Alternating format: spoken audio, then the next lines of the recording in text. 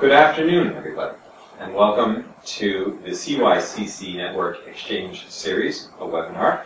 We're really pleased today to have a very special guest and friend of ours and friend of mine for many years as well, Judi Fairholm.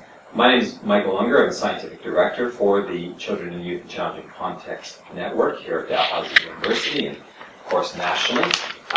The goals, by the way, of the CYCC network, of course, is to mobilize knowledge in relation to children and youth living in challenging contexts, and this is part of an ongoing series to do exactly that. So today we have Judi Fairholm, who is the National Director for the Canadian Red Cross with the RespectED Violence and Abuse Prevention Program that she has started. She's actually one of the founders, or the founder of that program, and she'll be sort of just talking a great deal about their knowledge mobilization efforts and bringing that program from Canada into the bigger and wider international forum through her affiliation with the International Federation of Red Cross and Red Crescent Societies. So with that, thank you very much for joining us. It's great to be here, and it's great to be able to share with you what we have learned about knowledge mobilization within the RespectED program. So what I want to do is, first of all, I want to just give you the context of the RespectED program so you know what I'm talking about. And then I want to then take that context and I want to apply it to knowledge mobilization and what we're learning and all that we still need to learn. Okay, so first of all, I want us to look at what is the aim of RespectED. And what do we want to accomplish? And if you look at the whole area of knowledge mobilization, you'll know that it's really critical that an organization understands their aim and where they want to go. So our aim with RespectED is to create safe environments, free of violence and abuse, especially for children and youth. So children and youth have been our target population. This slide shows you actually where we've gone. So the program started in 1985, and so now that we are 28 years later, we are active across the whole country, in every province and in the territories, and we are also active in 28 other countries. So it has been a really big program of growth. And the growth has come considerably since 1997.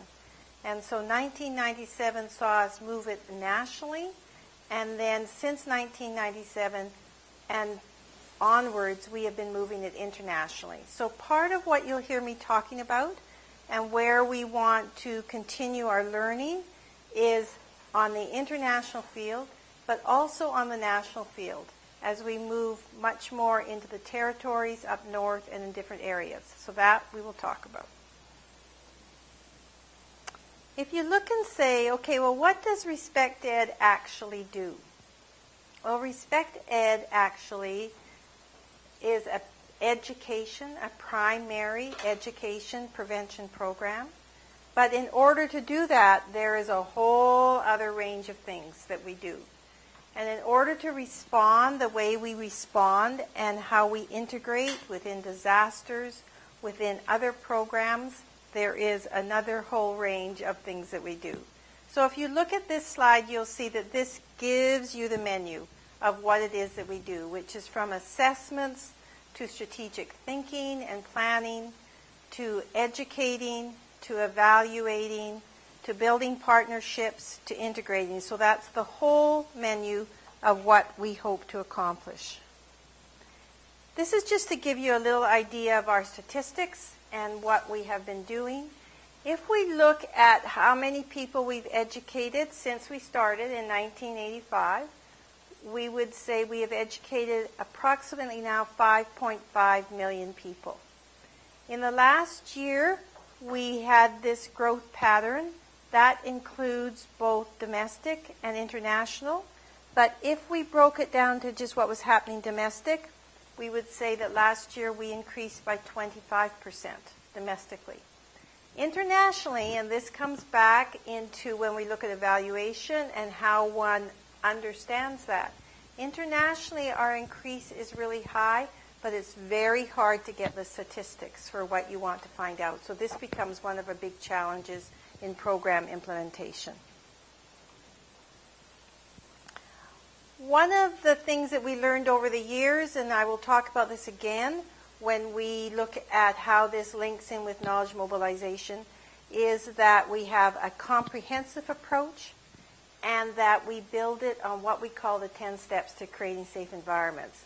So this becomes the baseline for our work in all communities and organizations. And then these become the streams of the work we do. So we have a stream that is preventing violence against children and youth.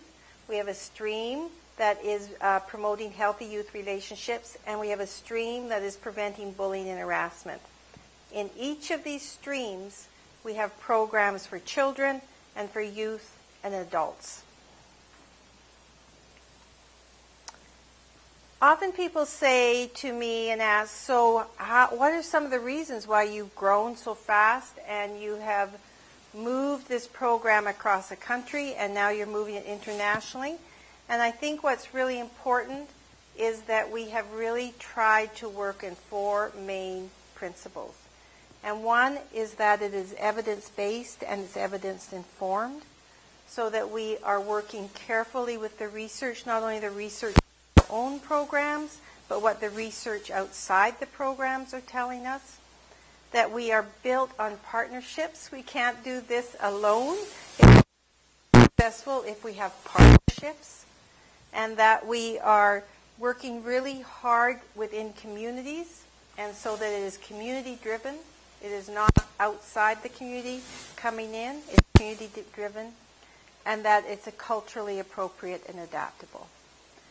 So that gives you an overview of who we are, what we do,